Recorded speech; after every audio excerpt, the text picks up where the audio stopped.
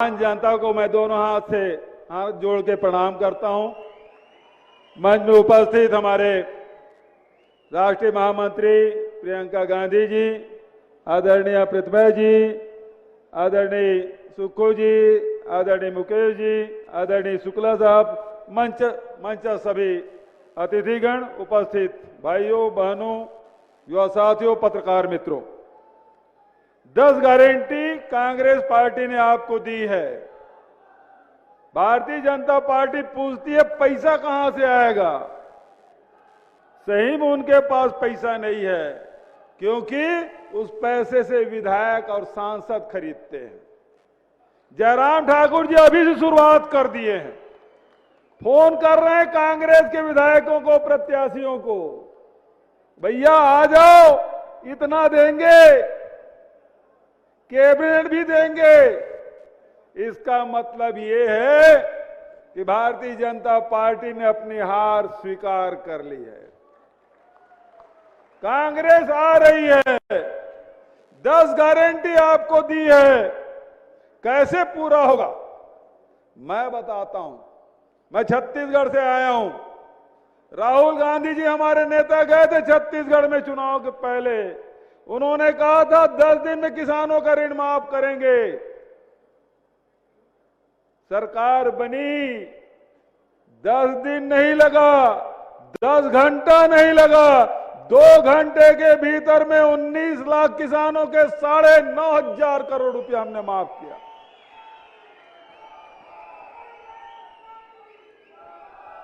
₹2,500 quintal में धान खरीदेंगे, ये उन्होंने वादा किया। आज देख लीजिए, इस साल जो धान बेचेंगे किसान, वो 2,640 रुपया पड़ेगा। राहुल जी तो 2,500 बोले थे, आज 2,640 रुपया। तो कांग्रेस कहती है वो करती है। ओल्ड पेंशन स्कीम छत्तीसगढ़ में लागू, राजस्थान में लागू, हम झारखंड में हमारी साझा सरकार है, वहां लागू। तो हिमाचल में यदि आपसे कांग्रेस ने कहा है कि 10 दिन में ओपीएस लागू होगा, मतलब लागू होगा। आदरणीय साथियों, मैं एक बात कह अपनी बात समाप्त करूंगा, क्योंकि आप प्रियंका जी सुनना चाहते हैं और मुझे भी बेल्लारी जाना, वहां नाइट लैंडिंग की व्यवस्था नहीं है, इसलिए मुझे जल्दी जाना है। राहुल जी के साथ कल पद यात्रा में शामिल होऊंगा। एक बात आपसे कहना चाहता हूं, भारतीय जनता पार्टी की सरकार आपके जेब से पैसा निकालने का काम करती है। चाहे पेट्रोल की कीमत बढ़ा के, डीजल की कीमत बढ़ा के, रसोई गैस की कीमत बढ़ा के आपके जेब से पैसा निकालने का काम कर रहे हैं। अब तो जीएसटी भी लगा दिया है। रोटी में 5%, पराठा में 18%, दही में भी जीएसटी। तो पैसा निकालने का काम वो करती है। कांग्रेस है वो किसानों के, मजदूरों के, गरीबों के, महिलाओं के, नौजवानों के जेब में पैसा डालने का काम करती है। आज आपसे वादा किया गया है कि महिलाओं को 1,500 रुपया देंगे। आपसे वादा किया 300 यूनिट तक की बिजली बिल छूट देंगे। आपसे वादा किया है कि किसानों से 10 लीटर तक के दूध खरीदेंगे, 2 रुपया किलो में गोबर खरीदेंगे। ये काम हम लोग छत्तीसगढ़ में कर रहे हैं, यहां भी होगा, हिमाचल में होगा। आप चाहते हैं कि नहीं चाहते हैं? मैं आपसे केवल इतना सवाल पूछता हूं। हाँ चाहते हैं, हाथ उठा के समर्थन करिए। तो बस एक नारा लगा के मैं अपनी बात समाप्त करता हूं। आपने हाथ उठा के समर्थन किया है। ये लड़ाई ये नहीं लड़ेंगे, ये लड़ाई आपकी है। तो आप हाथ उठा के बताइए, आप ये लड़ाई लड़ना चाहते हैं कि नहीं लड़ना चाहते? आप ये लड़ाई अपने हाथ में ले लीजिएगा। देखिएगा, ये नोट धरे के धरे रह जाएंगे, काम नहीं आएगा। छत्तीसगढ़ में इतनी सीट आपने दी वहां की जनता ने, 3/4 बहुमत से। हिमाचल में भी 3/4 बहुमत से कांग्रेस को जिताइएगा। ये पैसे धरे के धरे रहेंगे। और जयराम जी को आप जयराम कहिए, यही आपसे कहते हुए एक बार जोरदार जयकारा का आपसे निवेदन। कांग्रेस पार्टी सोनिया गांधी, राहुल गांधी, प्रियंका गांधी जिंदाबाद, प्रियंका गांधी जिंदाबाद, प्रियंका गांधी जिंदाबाद। यदि संचालक महोदय कहें तो मैं प्रियंका जी को सीधे आमंत्रित कर लूं। तो प्रियंका जी, आप जोरदार ताली बजाइए। प्रियंका जी को मैं आमंत्रित करता हूं, आप सबको संबोधित करें और मैं आपसे विदा चाहता हूं। धन्यवाद। जय हिंद, जय हिमाचल।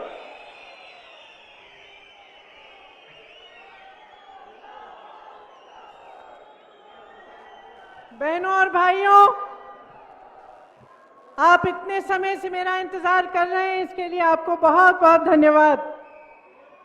श्री भूपेश बघेल जी, श्री प्रताप सिंह बाजवा जी, श्री राजीव शुक्ला जी, श्रीमती प्रतिभा सिंह जी, श्री मुकेश अग्निहोत्री जी, श्री सुक्कू जी, श्री रामलाल जी, श्री चंद्र कुमार जी, राजेंद्र राणा जी, विनय कुमार जी, कुलदीप कुमार जी, कौल सिंह ठाकुर जी, कुलदीप राठौर जी, धनीराम शंडिल जी, एआईसीसी के सारे सचिव और यहाँ पे उपस्थित तमाम नेतागण, कार्यकर्तागण, आप सबका इस सभा में बहुत बहुत स्वागत। यहाँ आने से पहले मैं माता शूलिनी के मंदिर में गई, इसीलिए इस सभा को सबसे पहले हम शूलिनी माता की जय बोल के शुरू करते हैं। आप मेरे साथ कहिए, मां शूलिनी की, मां शूलिनी की जय, मां शूलिनी की जय। कई नेताओं ने इंदिरा जी की जिक्र किया। इंदिरा जी का हिमाचल प्रदेश से बहुत लगाव था। यहाँ के पहाड़ों, हिमालय पर्वतों का उनके साथ एक, मैं कह सकती हूँ, एक आध्यात्मिक जुड़ाव था। आपको शायद ये मालूम नहीं होगा कि जब वे शहीद हुए, उससे कुछ समय पहले शायद उनको मालूम था कि शहीद होने वाली हैं। कुछ समय पहले उन्होंने अपने परिवार के सदस्यों को एक पत्र में ये लिखकर कहा कि मेरी अस्थियां सिर्फ संगम में नहीं विसर्जित करना, वहां जरूर करिए, लेकिन कुछ अस्थियां हिमालय के पर्वतों पर भी बिखेर देना। और उनकी शहीद होने के बाद मेरे पिताजी ने ये उनकी इच्छा पूरी की। तो ये जो हिमालय के पर्वत यहां से दिखते हैं, जब आपको इन पे बर्फ दिखती है, तो उस बर्फ में घुली हुई इंदिरा जी की अस्थियां भी हैं। मैंने जब यहां घर बनाया शिमला के पास मशोबरा में, तो इसीलिए बनाया क्योंकि इंदिरा जी की एक छोटी सी निजी ख्वाहिश थी। उनका ये सपना था, उन्होंने हमें बहुत बार कहा कि जब मैं रिटायर होंगी तो मैं मशोबरा में एक घर बनाना चाहती हूँ और वहीं पे मैं रिटायर होंगी। लेकिन रिटायर होने से पहले ही वो शहीद हो गईं। वो बताती थी कि 25 जनवरी 1971 में जब हिमाचल का प्रदेश बना, तब वो यहाँ आई आप सबसे बातचीत करने के लिए, तो भारी बर्फ पड़ी थी और बोलते बोलते सभा के दौरान भी बर्फ पड़ रही थी, लेकिन ना आप हिले ना इंदिरा गांधी हिली। और उन्होंने हिमाचल को प्रदेश इसलिए बनाया क्योंकि वो आपके हुनर को, आपकी हिम्मत को, आपके हौसले को पहचानती थी। अक्सर कहती थी कि आपकी हिम्मत, आपका हौसला पहाड़ जैसा विशाल है। जब हिमाचल प्रदेश बना तो उन्होंने शुरुआत की, शिमला में आकर सभा में ऐलान किया कि ये प्रदेश बनेगा। बहुत लोगों ने आलोचना की, उसमें कई ऐसे नेता हैं जो भाजपा में भी हैं। उस समय बहुत आलोचना हुई कि ये प्रदेश बना तो दिया इन्होंने, ये चलेगा कैसे, पैसा कहां से आएगा, आगे कैसे बढ़ेगा ये प्रदेश। लेकिन इंदिरा जी पीछे नहीं हटी। वो इसलिए पीछे नहीं हटी क्योंकि वो आपके हौसले को, आपके हुनर को पहचानती थी, उसका सम्मान करती थी।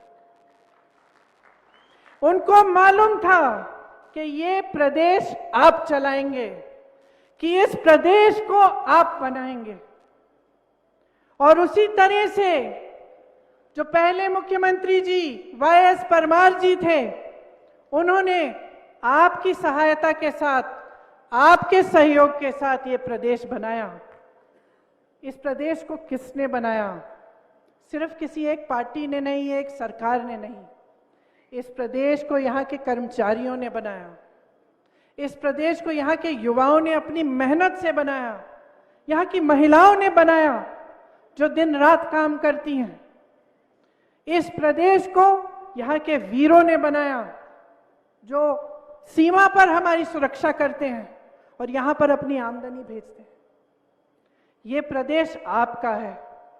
तो आज ये चुनावी सभा नहीं है, ये एक सोचने का समय है, मंथन करने का समय है कि ये प्रदेश जो आपने बनाया, आगे बढ़कर इसका क्या होगा। जिन लोगों की मेहनत के बल पर आज इस प्रदेश में एक इंफ्रास्ट्रक्चर है, हेल्थ केयर की कुछ सुविधाएं हैं, सड़कें बनी, विकास हुआ, ये आप सब ने किया। अब आपके भविष्य को क्या होगा, ये समय है कि आप इसके बारे में सोचें। अगर आप देखें तो ये 5 साल जो बीते हैं, इसमें भाजपा की सरकार ने आपके लिए क्या किया। और मैं ये इसलिए नहीं कह रही हूं कि ये चुनाव है तो आलोचना करनी ही है, कि ये चुनाव है, हम इस तरफ हैं वो उस तरफ है तो हाँ उनकी बुराई करनी है। नहीं, मैं एक वास्तविकता आपको बताना चाहती हूं। कर्मचारियों को लीजिए, आपके प्रदेश में तकरीबन 2 लाख कर्मचारी हैं। आज कहां है? धरने पे बैठे हैं, महीनों से धरने पे बैठे हैं। सरकार का एक प्रतिनिधि नहीं आया। और धरने पे क्यों बैठे हैं? मैंने पूछा, अभी यहां आने से पहले मैं रुकी थी, उनसे बातचीत हुई। क्योंकि उनको पेंशन नहीं मिल रहा है। ये पेंशन किसने हटवाया? भाजपा की केंद्र सरकार ने हटवाया। जब पेंशन को, पुराने पेंशन को देने की बात होती है तो क्या जवाब मिलता है इनसे? कहते हैं पैसा ही नहीं है। आप सब ये कहते हैं इकोनॉमी खराब हो जाएगी, पैसा नहीं है हमारे पास। अच्छा, आपके पास कर्मचारियों के पेंशन के लिए पैसा नहीं है, लेकिन बड़े बड़े उद्योगपति मित्र जो हैं आपके, उनके लोन आप माफ कर देते हैं। उनको तमाम पीएसयू पकड़ा देते हैं, उनको कोल्ड स्टोरेज दिलवा देते हैं। सेब के दाम, फसल के दाम वो तय करेंगे। और जो मेहनत कर रहा है कर्मचारी, उसके लिए आपके पास न समय है और ना आपके पास पैसा है। और आप अपने मुंह से कहते हैं ये। तो मैं पूछना चाहती हूं कि इस प्रदेश के भविष्य का क्या होगा अगर एक ऐसी सरकार चलेगी जो कर्मचारी को नहीं मानती, उसका सम्मान नहीं करती, लेकिन सिर्फ अपने बड़े बड़े उद्योगपति मित्रों का सम्मान करती है। चलिए, कर्मचारियों की बात हुई, अब युवाओं की बात करते हैं। युवाओं की क्या हालात है यहाँ? 63,000 से ज्यादा सरकारी नौकरियां खाली पड़ी हुई हैं, पद खाली हैं, 5 सालों से खाली हैं, भरे नहीं जा रहे हैं। नौजवान बेरोजगार हैं। यहाँ पे बहुत सारे पढ़े लिखे नौजवान हैं। मैं जिससे मिलती हूँ, बीए पास, एमए पास, नौकरी है, रोजगार है? नहीं है जी, यही जवाब मिलता है। तो जो अपने भविष्य के लिए एक नौजवान ये उम्मीद नहीं रख सकता, जो मेरी नौजवान बहनें पढ़ती हैं, लिखती हैं, आप सब उनको, उनकी परवरिश करते हैं, मेहनत से पढ़ाते हैं, लिखाते हैं, लेकिन वे उम्मीद ही नहीं कर सकते कि उनको नौकरी मिलेगी। तो कैसी सरकार है ये? न महिलाओं के लिए कुछ है, न युवाओं के लिए है, न कर्मचारियों के लिए है। बागबानों को देखिए, आज जैसे मैंने कहा, फसल के दाम, सेब के दाम, आप यहाँ पे टमाटर उगाते हैं, मशरूम उगाते हैं, इस सब के दाम बड़े बड़े उद्योगपति तय करेंगे। आपको अपने फसल का दाम नहीं मिलना चाहिए। इसी तरह से छोटे व्यापारियों को देखिए, छोटे व्यापारी से पूछिए क्या आपकी तरक्की हुई है 5 सालों में? सब सर हिलाएंगे, तरक्की नहीं हुई।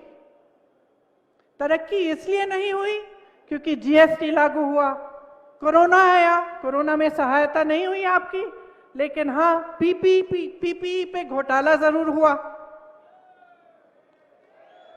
युवा को रोजगार नहीं दिया, लेकिन पुलिस भर्ती में आपने घोटाला किया, यूनिवर्सिटी के इम्तिहानों में आपने घोटाला किया। तो ये सरकार है पिछले 5 सालों से, किसी का फायदा नहीं हुआ है। ये कहते हैं ना कि रिवाज बदलना चाहते हैं, मैं तो कहती हूं रिवाज आपने बदल दिया।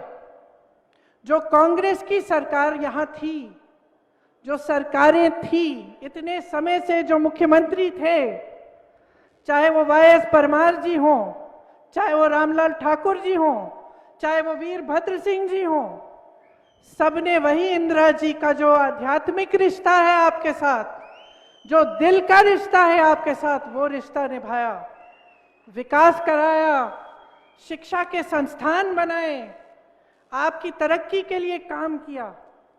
उस रिश्ते को इन्होंने, उस रिवाज को उन्होंने बदल डाला है। इंतजार मत करिए कि रिवाज बदलेगा, रिवाज ये 5 साल पहले बदल चुके हैं। और क्या किया इन्होंने? इन्होंने आपको देने के बजाय आपसे छीना। छोटे दुकानदारों पर जीएसटी डालकर कमाई छीनी, बागबानों पर इन्होंने तमाम ये मुश्किलें डालकर बड़े बड़े उद्योगपतियों के फायदे के लिए आपकी कमाई छीनी। ये छोड़िए, युवा उम्मीद रखता था कि भर्ती होगा आर्मी में, फोर्सेस में, और आज उन्होंने अग्निवीर ले आए, अब वो अग्निवीर ले आए। अगर आप अपनी फौजियों को, अपने जो देश के लिए शहीद होने के लिए तैयार हैं, उनको आप ठेके पे आप रखेंगे, 3-4 महीनों के, सालों के बाद बस खत्म बात, उनको पेंशन नहीं मिलेगा, उनको ठीक से सैलरी नहीं मिलेगी। सिर्फ लिया है आपसे, छीना है आपसे। अरे महिलाओं से मेरी बहनें बैठी हुई हैं, आपको तो गैस सिलेंडर कहते हैं कि दिया, 1000 रुपए का गैस सिलेंडर कौन खरीदेगा? वो भी आपसे छीन लिया है। युवाओं का भविष्य छीना है, छोटे दुकानदारों की कमाई छीनी है, किसानों, बागबानों की कमाई छीनी है, पेंशन छीना है। क्या आप ऐसी सरकार चाहते हैं? आप बताइए, क्या आप बदलाव चाहते हैं? चाहते हैं कि नहीं? जोर से बोलिए। चाहते हैं।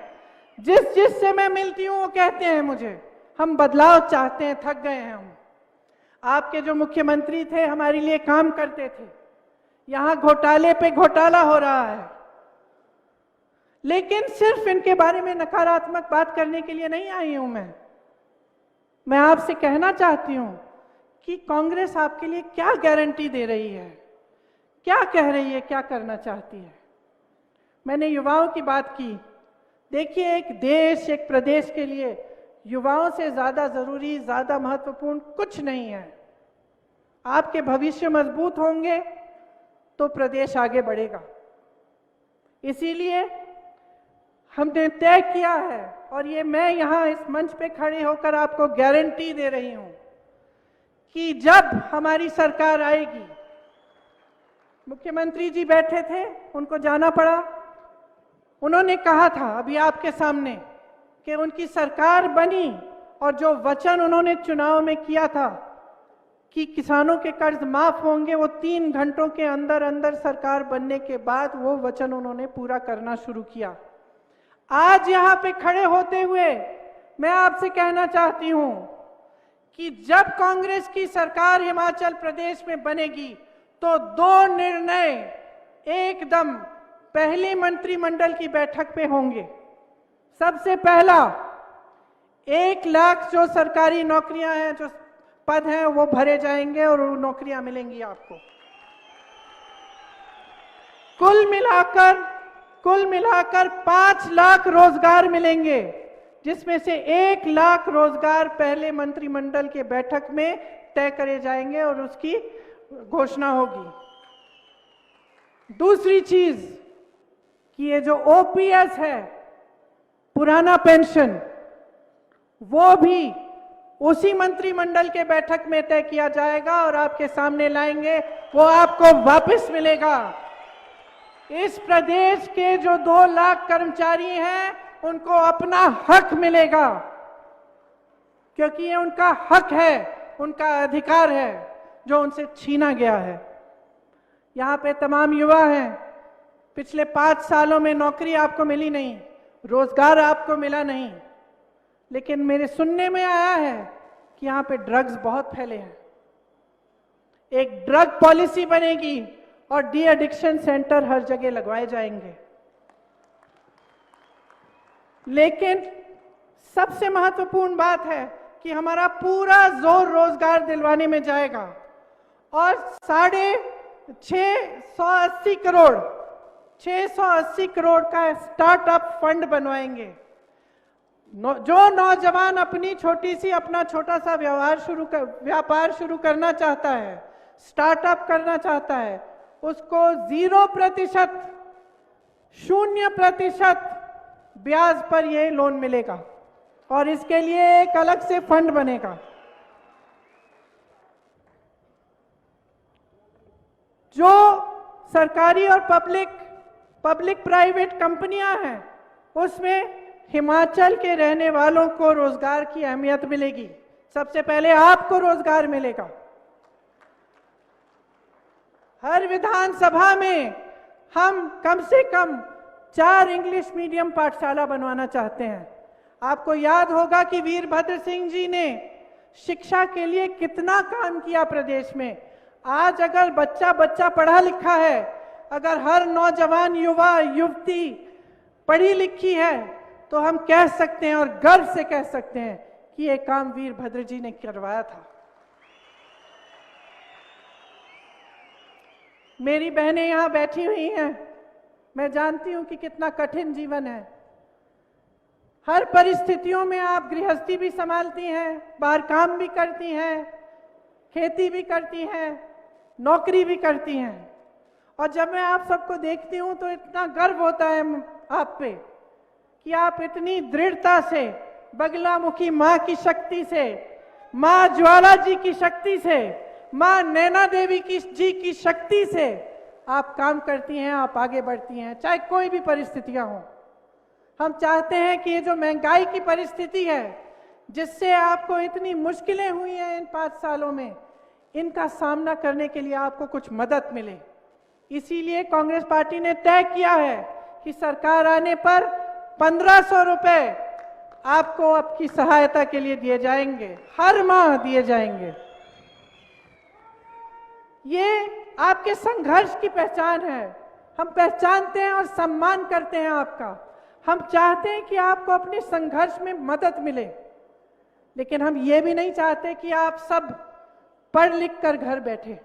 हम चाहते हैं कि युवतियां भी पूरी तरह से अपने पैरों पर खड़ी हो पाए, आपको भी रोजगार मिले, आप भी जिम्मेदारी संभालें। इसीलिए सरकारी रोजगार की बात जब होती है तो हम हम महिलाओं को भी इसमें हम मदद करना चाहते हैं। मैं जानती हूं कि तकरीबन हर जगह एक मोबाइल क्लिनिक है। ये स्वास्थ्य का काम भी कांग्रेस की सरकारों में शुरू हुआ था, लेकिन आज पिछले 5 सालों से ये हुआ है कि ये रेफरल सेंटर जैसे बन गए हैं। आज आप वहां पे अगर किसी चीज के लिए जाते हैं तो छोटी मोटी दवाइयां मिलती हैं, लेकिन ठीक से अगर कोई बड़ा इलाज करना हो या कोई बड़ी समस्या हो तो वहां पे इलाज नहीं होता। कांग्रेस पार्टी चाहती है कि आने वाले समय में हम उन पीएचसीज को मजबूत बनाएं, ताकि आपको इलाज वहीं पे मिले, अच्छी अच्छी दवाइयां, अच्छी अच्छी सुविधाएं मिले। जैसे मैंने कहा, बागबानों को फसल का दाम, अपने सेबों का, मशरूम, टमाटर का दाम खुद तय करने का हक होना चाहिए। ये हक हम आपको देना चाहते हैं। हम बड़े बड़े उद्योगपतियों के फायदे के लिए आपका नुकसान कभी नहीं करवा सकते, क्योंकि जैसे मैंने कहा, जो आपके और हमारे बीच, जो आपके और कांग्रेस पार्टी के बीच में रिश्ता है, वो एक बहुत गहरा प्रेम भरा रिश्ता है, एक निष्ठा का रिश्ता है। और हम चाहते हैं कि वो रिश्ता हमारे एक एक नेता निभाएं। और मैं आप सबसे भी अपील करती हूं कि एकजुट होकर ये चुनाव लड़िए, एकता दिखाइए, पार्टी को मजबूत करिए, ताकि हिमाचल प्रदेश मजबूत हो। यहां सोलन में ये निर्णय लिया गया है कांग्रेस पार्टी में कि यहां पे एक बड़ा फूड प्रोसेसिंग पार्क खुलवाया जाए। ये फूड प्रोसेसिंग पार्क ऐसा होगा कि यहां पे जैसे अगर आप टमाटर उगाते हैं तो उसको प्रोसेस करना, केचप बनाना, दूसरी उसकी चीजें बनाना यहां पे हो सकती है, और यहीं से फिर वो पूरे देश में जा सकती हैं। तो इसके लिए एक बहुत बड़ी सुविधा और इसके लिए खास फंड हम देना चाहते हैं। अब आप कहेंगे कि देखिए, वचन तो सब करते हैं चुनाव में, हमें कैसे मालूम कि जो आप कह रहे हैं वो सही है कि नहीं। मैंने भी देखा है, मैं सालों से यहाँ से गुजरती हूँ, आपने भी मुझे देखा होगा, अक्सर हर 1.5-2 महीने में यहाँ से गुजरती हूँ। मुझे याद है पिछले चुनाव में भाजपा के जो लोग थे उन्होंने कहा था कि यहाँ से हाईवे शिमला तक बनेगी। अब 4.5 साल से मैं जब ये हाईवे पे आती हूँ तो मुझे लैंडस्लाइड दिखता है, पेड़ कटे हुए पड़े हैं, कहीं पे काम रुका हुआ है, जैम है, लेकिन हाईवे नहीं बन रही थी। 6 महीने पहले जब मैं आई तो मैंने देखा कि अचानक काम शुरू, अचानक बहुत तेजी से हो रहा है, खूब धूल उड़ रही है, खूब बुलडोजर लगे हुए हैं, सब कुछ हो रहा है। तो मैंने सोचा ये तो जरूर चुनाव के लिए होगा। इसी तरह से उन्होंने कहा शिमला में हवाई अड्डा चालू हो जाएगा, ये पिछले चुनाव से पहले नहीं हुआ। हर बार मैं चेक करती थी कि भाई फ्लाइट चालू हुई, नहीं हुई। कब चालू हुई? 2 महीने पहले। 2 महीने पहले, क्योंकि अब अगला चुनाव आ रहा है। अब आप कहेंगे कि सारे नेता ऐसे ही करते हैं, आप में कौन सी खूबी है? मैं कहना चाहती हूं कि हमारी सरकारें देखिए, छत्तीसगढ़ के मुख्यमंत्री खड़े थे आपके सामने, क्या कहा उन्होंने? ओपीएस की बात की, राजस्थान में, छत्तीसगढ़ में और अब झारखंड में भी ओपीएस लागू हो चुका है। तो थोड़ा सा आप अपनी भी सोच इन बातों पर अगर आप ध्यान दें तो आपको पता चल जाएगा कि खोखली बातें कौन करता है और जो सचमुच आपके लिए काम करना चाहता है वो कौन है। कांग्रेस पार्टी को अगर आप देखें, वाईएस परमार जी को, वीरभद्र सिंह जी को, ठाकुर रामलाल जी को सेंट्रल यूनिवर्सिटी यहां किसने बनाई? आईआईटी एग्रीकल्चर यूनिवर्सिटी किसने दी? सोलन में हॉर्टिकल्चर यूनिवर्सिटी किसने बनाई? क्या इन लोगों ने बनाई? कौन सी यूनिवर्सिटी बनाई है इन्होंने? आप बताइए, सोच लीजिए। शिमला, कांगड़ा, नाहन, चंबा, मंडी में मेडिकल कॉलेज किसने बनाए? क्या इन्होंने बनाए? नहीं बनाए।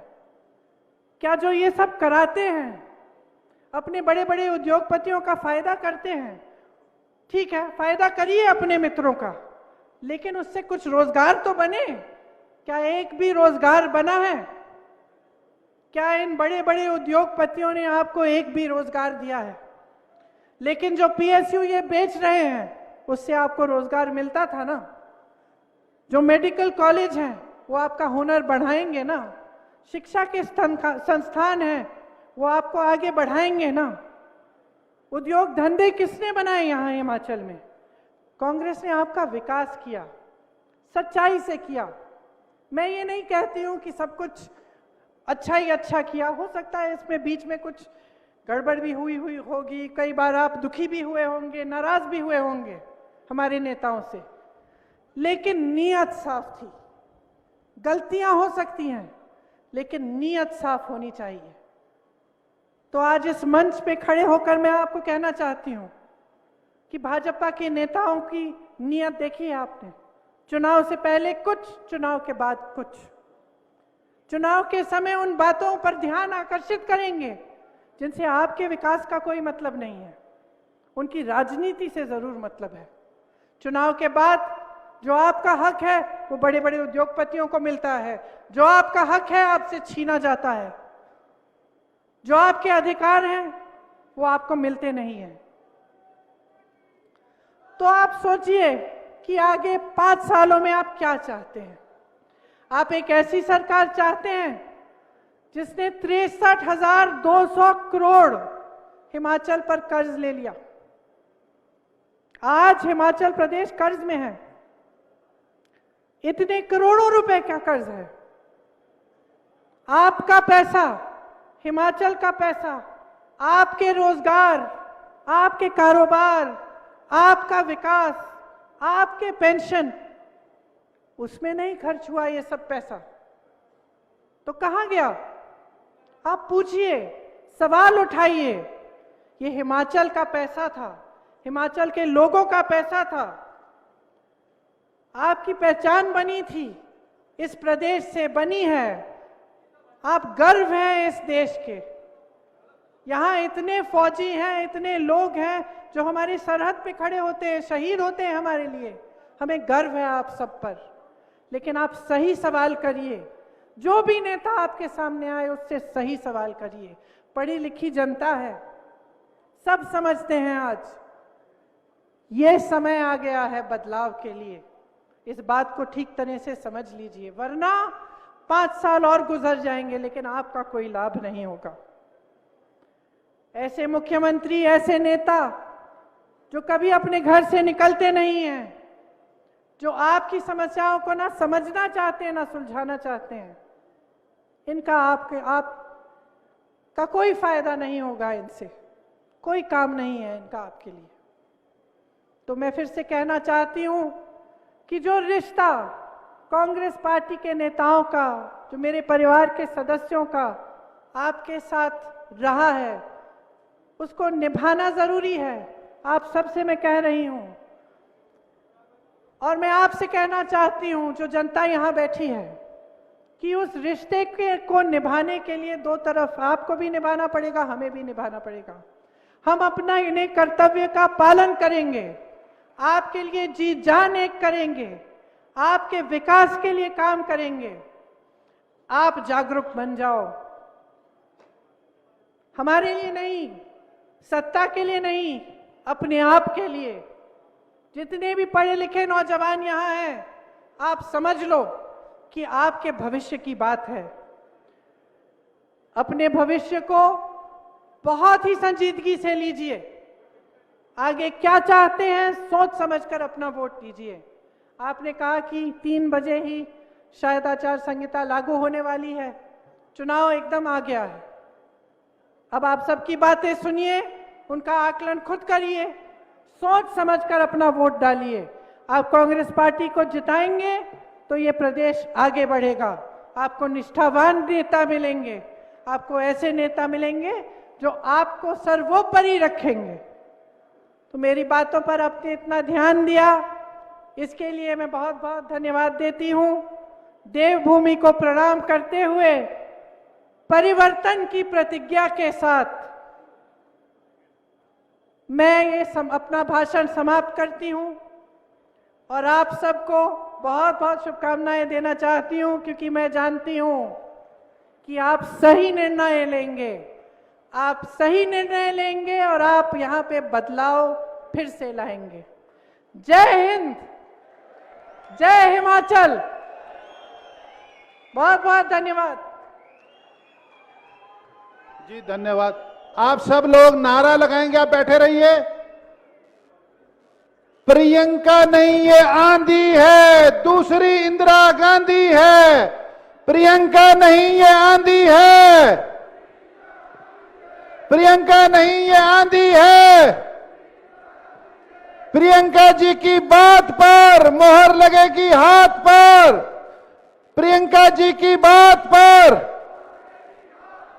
प्रियंका जी की बात पर आप सब लोग का धन्यवाद। और अब धन्यवाद जो है, vote of thanks Shri Harshvardhan Chauhan, जो शिलाई से हमारे एमएलए हैं, चीफ विप हैं पार्टी के। मैं उनसे अनुरोध करता हूं कि वो आए और आप लोगों को संबोधित करें, वोट ऑफ थैंक्स करें।